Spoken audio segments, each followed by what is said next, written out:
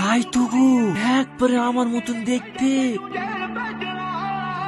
এদিকে আসবে না রে, এ পারবে না ওর মতন নাটক করতে? পারবো না মানে? আমাদের গ্রামে যখন যাত্রা পালা হইতো না, তখন আমি নায়ক করতুম। এ নাটক সে নাটক না রে, একবার ধরা পড়ে গেলে তাহলে সবই হয়ে যাবি। এত কাটলো? হ্যাঁ ঠিক আছে চাপ লিও না। ও ভিলেন তো, ও ভিলেন হবে না আমি করে দেবো, শুধু পেমেন্ট একটু দেখিলি।